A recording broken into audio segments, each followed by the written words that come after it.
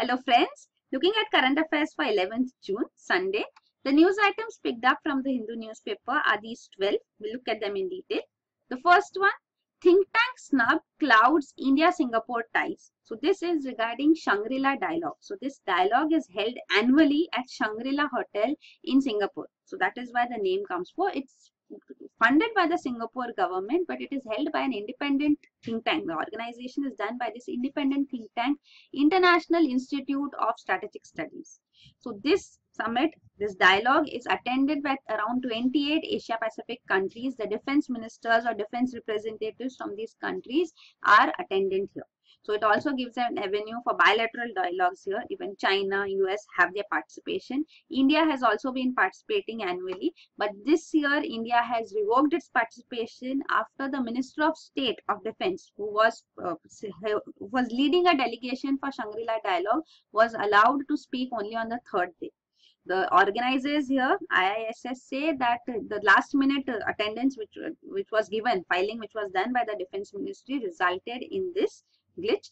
And also it was expected that Defense Minister would participate, because last year too Defense Minister Mr. Manohar Parrikar had participated in this summit. So this year the reason is that Defense Ministry is now being held by Mr. Arun Jaitley. So after Mr. Manohar Parrikar became the Chief Minister of Goa, Mr. Arun Jaitley is holding the portfolio of both finance and defense.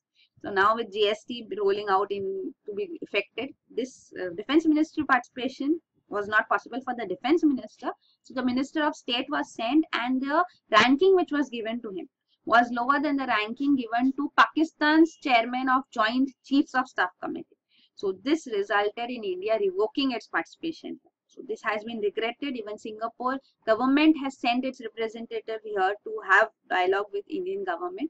Also, India-Singapore have recently concluded their bilateral maritime exercise. This is a joint maritime bilateral exercise which is conducted annually, SIMBEX. Singapore-India Maritime Bilateral Exercise. So SIMBEX 2017 has just been concluded. Then next is notice to Karnataka government over orderly system. So this orderly system is a colonial era system in which police officials, senior police officials, have lower level police officials as the orderly, who are made to do menial work too. The Sahayak system, which you must have heard of in the armed forces, this is in the police force now, the orderly system. So the Karnataka government has had this orderly system going on, and in March 2017 it came up with a notification saying this orderly system should be abolished. The senior police officials, if they want domestic help, then they are given these allowances. Allowances provision was made depending on their ranking, that they can employ domestic help, because these lower level police officials are also trained officials and they should not be used for domestic work. So that is why this orderly system has been proposed to be abolished, but the article here says that it's still going on in the police forces. And this is regarding the allowances which were given to DGP, IGP, etc., which is shown here. So they had the orderlies which they were entitled to earlier is also shown, 1 head constable and 3 constables as such. So this is regarding the orderly system, now officially stood abolished. Next is farm loan waiver in UP after budget, says CM. So Uttar Pradesh Chief Minister Yogi Adityanath has promised that he would bring in farm loan waiver after coming to power. It was actually a poll promise, and after this BJP government has been formed, the poll promise is said to be fulfilled. But he has clarified that this will be fulfilled after the budget is passed by the government. So budget session will be convened in July. So after budget is passed, this will be fulfilled. But in the meantime, it has made it clear to banks that they will not issue any notice to beneficiary farmers for loan repayment till the budget is passed. So this moratorium has also been brought in, and it has also stated that loan waiver certificates would be provided to bona fide farmers is an assurance. So this farm loan waiver will go up to loans up to rupees 1 lakh. And this will result in benefits for around 86 lakh small and marginal farmers in UP. So this is also including a settlement of non-performing assets of around 7 lakh small and marginal farmers. So this will also be included, and this will result in a cost of 36,000 crore on the exchequer of the state of Uttar Pradesh. So this is news significant in the context of such farm protests going on, protests by farmers going on in other BJP ruled states too, Madhya Pradesh and Maharashtra specifically, for similar farm loan waivers. Then next is promising first step in producing blood cancer drug. So this is a molecule which has been developed by researchers from Indian Institute of Science, Bengaluru. They have codenamed this molecule 5G. So this molecule effectively inhibits cell proliferation in both leukemia, that is blood cancer, and breast cancer cell lines. So this is a development which is significantly important because in UPSC, you have in your syllabus in mains Indians' contribution in science and technology, recent contributions. So there are many such initiatives development taken. Even this molecule will have to be tested and will have to go through the rigorous process. And for cancer treatment, there are many molecules and many developments which are taking place simultaneously too. So these news do come up. So specifically, you don't need to remember the name of the molecule and the derivative as such, but at least an idea is important. So what this molecule is actually, what it does is when it is in high concentration, then it results in the cell death pathway activated and cell death takes place. And even in low levels, it prohibits the proliferation of these cancer cells. So that is what is the significance of this 5G molecule developed. Then next is novel compound inhibits lung cancer growth in lab studies. So this is again an initiative taken by Indian scientists. It's a group of scientists from University of Madras, IIT Madras, and Ramchandra University of Chennai. So they have developed an organic compound, again a molecule which has been called RPRR210. So this molecule is a glycopyrrolidine derivative. Again, you don't need to remember this, but this compound has been developed using simple starting chemicals such as glucose and proline. Proline is an amino acid. So these are simple molecules, means the side effects generally with respect to cancer, what we see is the side effects are very hazardous. So that is why this simple starting chemicals molecule has been developed. So they had these different concentrations, and the one compound which had maximum activity and minimum concentration was selected, and this is the molecule named RPRR210. So this molecule is found to be toxic only to cancer cells and not to healthy cells. So this again is benefiting and is inhibiting the growth of cancer cells too. So this is again another initiative taken for cancer cell treatment. So this is there. Then the next news item is a fascinating cancer fight. So this is again a cancer treatment at an international level. So this drug has been approved by US FDA also. So this drug is pembrolizumab. The brand name is Keytruda. So this drug has been developed by Merck, the pharmaceutical company, and it's already available in the market too. Now what this drug actually does, it is also a cancer treatment drug, but it is not treating cancer based on the type of cancer, based on the location where the cancer is, like blood cancer, breast cancer, and so on. So this drug is treating cancer based on a particular type of genetic abnormality. So all those people who have a same type of genetic abnormality will have this treatment beneficial for them. So you can see 86 cancer patients of different types of cancer, pancreas cancer, prostate, uterus, bone cancer, all were taken in a group and they were given this drug. One common thing amongst them was that they were at the extreme stage, advanced stage of the disease too, plus they had also the same genetic mutation that disrupted the ability of cells to fix damaged DNA.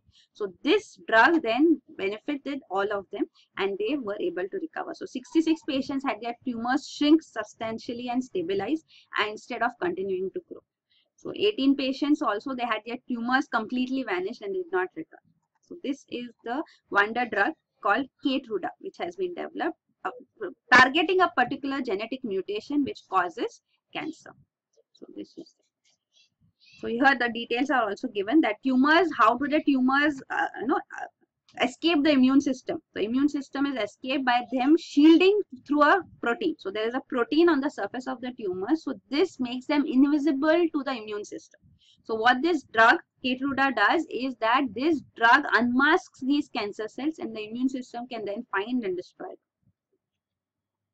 Then the next news item is marine reserves can help mitigate climate change effects.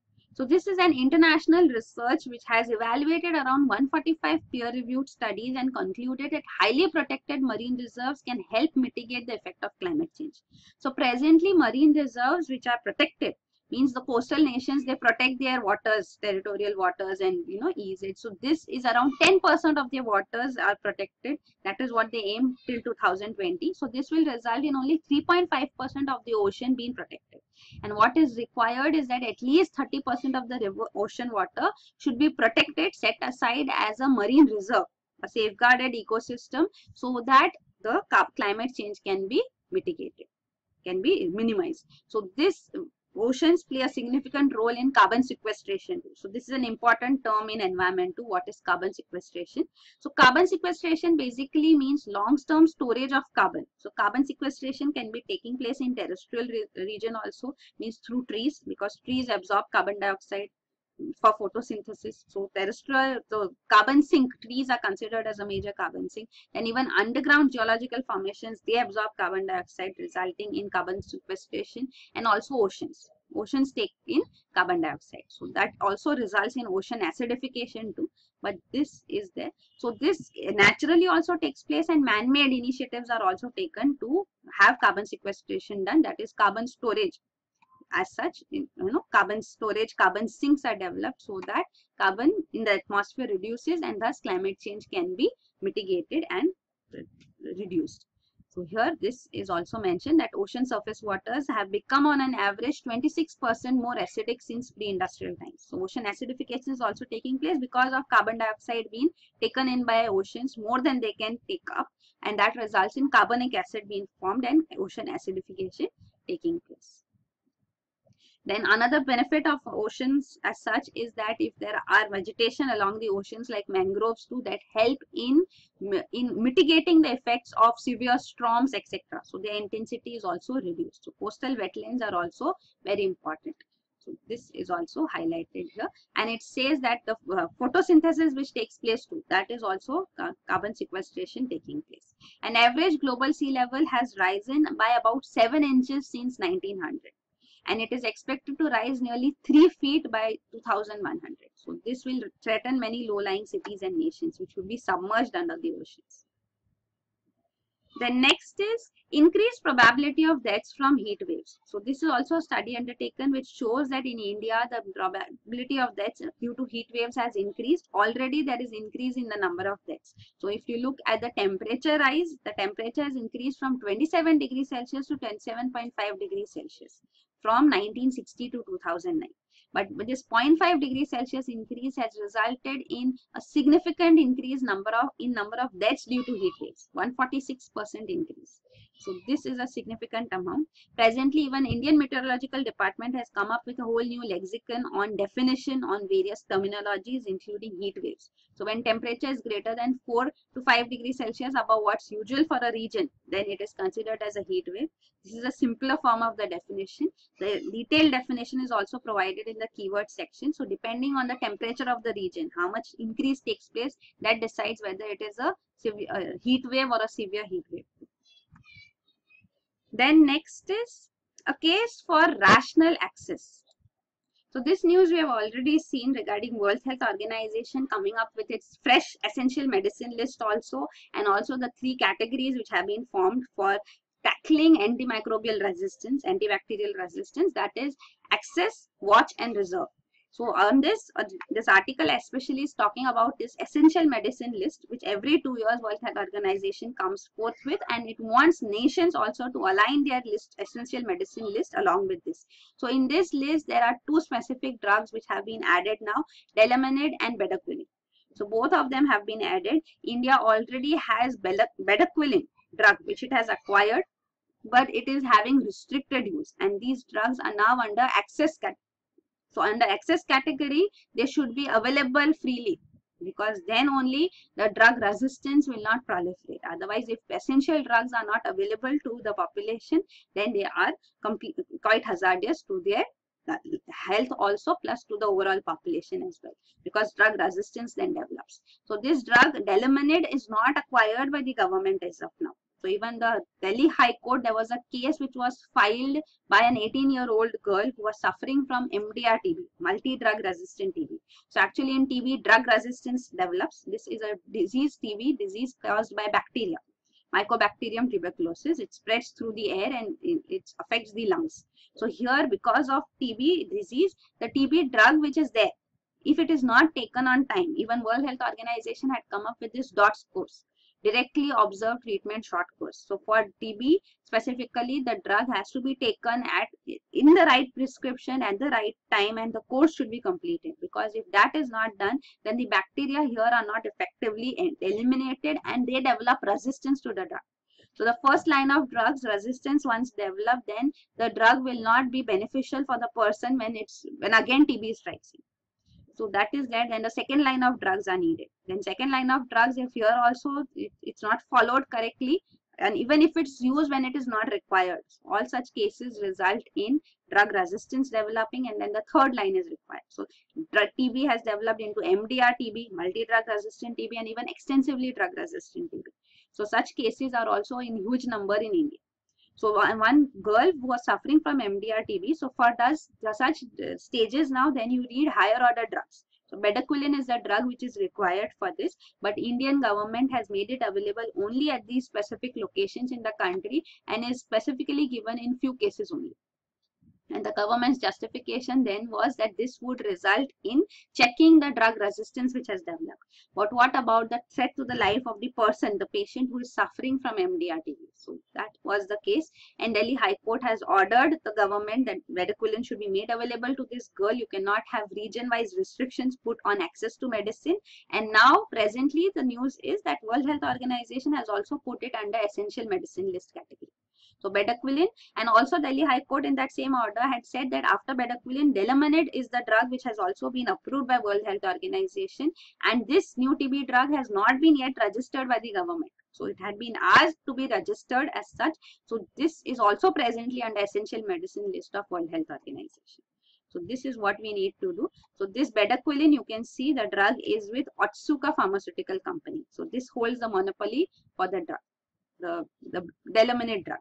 The drug which we have not registered for, and India has been asked to register for it without delay now. Then next news item is glut adds to farmers' woes. So we are seeing agriculture suffering presently, farmers protesting. So earlier we had 2 years of drought in a row. So that had made the farmers suffer, plus because they did not have produce to earn. And now the next, when you saw the pulses prices were quite high. So after that, the farmers sowed pulses in a huge amount of region. Even government had increased the MSP, minimum support price, for that. So then the bumper crop which came forth resulted in overproduction, and then again the market saw the prices falling. So this is the concern for farmers, and this year also the Indian Meteorological Department has forecasted that the forecast is that there will be good monsoons, normal monsoons. So this would result in again agricultural production improving, and when agricultural production increases, means there is more commodity, more production, and more crops going in, farm produce going into the markets, then the prices again go low. So the farmers suffer irrespective of the situation. So if there are droughts, they suffer, and even if there are bountiful monsoons, they are suffering. So this is the dilemma before the farmers in the country now. So they do not get the right price as such. So even internationally too, the prices are gone low. Even the exports as such are suffering because of appreciating rupee presently. So these are the concerns here. Then next is India's Chabahar plant faces US hurdle. So this is regarding the Chabahar port, which is in Iran. India has proposed to develop it, and this is in competition to Gwadar port too. So the Gwadar port is being developed by China in Pakistan, and this is the Chabahar port in Iran. So this is the only ocean port as such of Iran, and it is in the Gulf of Oman region here. This is the Strait of Hormuz here. So this Chabahar port development had suffered because of restrictions, sanctions put on Iran after the nuclear project which they had initiated, nuclear development. But after the nuclear deal which it has signed with the 6 major powers, that is called Joint Comprehensive Plan of Action, JCPOA. So this is commonly known as Iran nuclear deal. So this Iran nuclear deal has resulted in raising of removal of sanctions from the US, UN and European powers against Iran. But then the present president in power in US, Donald Trump, is against this deal. He has termed it as the worst deal negotiated as such too. So this again, now the questions are being raised, and there are fears that again US may put sanctions on Iran. So for the project which India is initiating here too, the shipments which are required, the equipments which are required, there are no Western manufacturers ready to supply these equipments also for developing the port here, because they fear that later again when sanctions come against Iran from US, then they would be suffering. So these are the concerns being raised now here. And this is regarding the joint comprehensive plan of action, the Iran nuclear deal which was signed, and the commitments which Iran gave about halting its enrichment above 5%, neutralizing its stockpile of medium enriched uranium too. So all these commitments were given, in lieu of which the sanctions against Iran were removed. Then next is the last news item. Rhododendrons of eastern Himalayas under threat. So these rhododendron species and subspecies which are located in the country, 97% of these are in northeastern states. And here they range from shrubs to small trees to even large trees, though rarely. So these rhododendrons are found all across in northeast, and the state with the maximum number of rhododendron species is Arunachal Pradesh. So this is the only 3 taxa are there which are found in South India and Western Himalayas. So these you can see only one rhododendron arbor